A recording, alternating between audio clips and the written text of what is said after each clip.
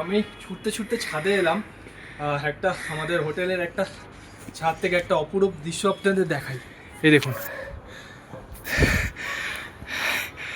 কি বুঝতে পারছেন কি?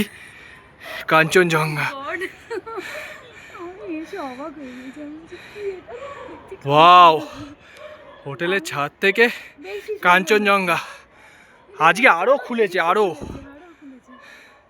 কি সুন্দর লাগছে দেখুন। খুলেছে না পুরো, বরফটা পুরো খুলে গেছে, তাই দারুণ লাগছে।